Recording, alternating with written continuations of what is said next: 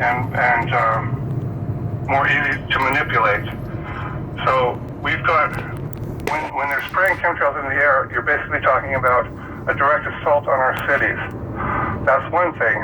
We've also got several races of aliens which have permanent homes underground here on the Earth and have for thousands of years, many thousands of years. They've possibly been here as long as we have or longer. And we've got aliens who control the moon and Mars. They inhabit them and they control them. And we do not have any way to effectively defend ourselves against them. It poses a danger to all of us, and we're being kept intentionally unaware of it. That's one of the reasons that disclosure is not going to happen anytime soon. Let's go back a little bit to one of the first things you said. You said that we signed a treaty with them, or a deal with them, and we signed with the wrong side. What's the name of that particular species, and do you think we knew we signed with the wrong side, or did we just believe what they said and found out later that it was the wrong side? Well, what I was told was this: the treaty itself, the document is called the Greada Treaty. Many people consider it to be a document which lays out the terms of our surrender, and I would have to agree with that. This is the story that I was told, that we made contact with a race of aliens which appeared to be friendly. They offered to establish a relationship with us and to share technology with us which would assist us in solving our global problems such as overpopulation, pollution, etc. But they would not agree to exchange technology with us which we could use for military purposes.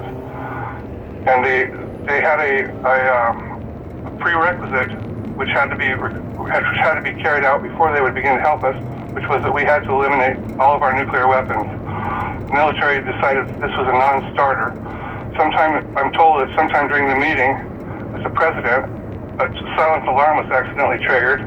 Guards rushed into the room thinking the president was in danger and shot and killed the alien ambassador, shot him right in the center of the chest. Oh. And according to my military source, they've never trusted us since then. And he said we're hoping that within another 125 years or so of good behavior, they might start trusting us again. And that's who we signed the treaty with? No, we refused to sign with them because they would not give us military technology. Oh, I got you. Okay. So, well, can you give me the names? So, were the bad ones the Draco? Who did we sign with? We signed with, I think that the representatives who originally came were the, what we refer to as the Type 1 Greys. I think they were the Roswell type Greys, but they are associated with and allied with the Draco reptilians. And the smaller classic ETs are an artificial life form which is basically enslaved by the Draco. But we signed a treaty called the Greada Treaty, which basically allowed the aliens to come and go and conduct their business in our airspace without being hassled, which we couldn't stop them from doing anyway. And it allowed them to abduct our citizens and to perform medical experiments on them, which we also could not stop them from doing. It allowed them to kill some of our citizens if they were found to be genetically defective, which we also could not stop them from doing. The military at the time was in a position of basically they were powerless. We had just won the World War, and we had the most powerful military juggernaut in the history of the world, and we found ourselves in the position of being unable to defend our own airspace.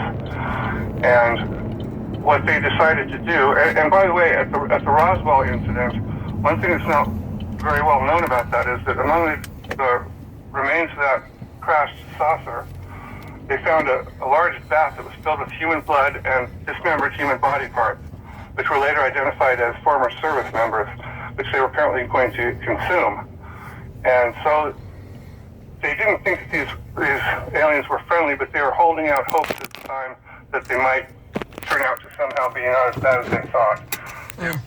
They drastically underestimated that. They turned out to be considerably worse.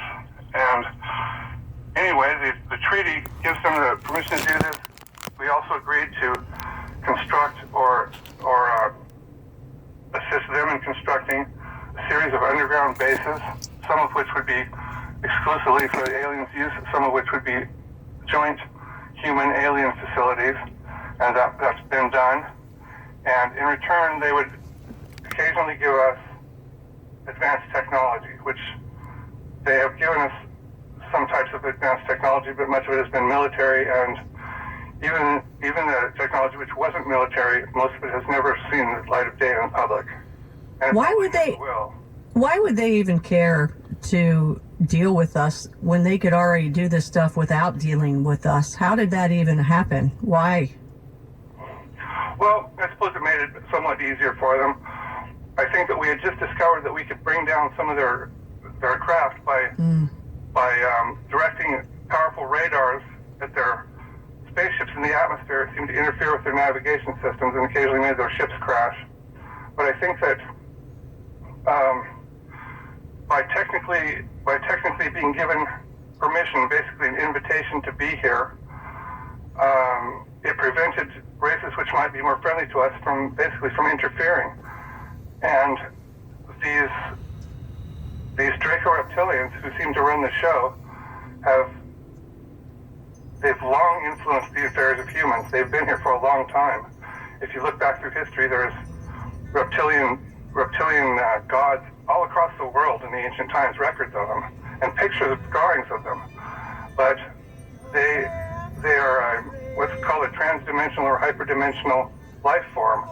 They are native to another dimension, but they have the ability to come into our dimension and to cross over, basically, into our dimension when they need to.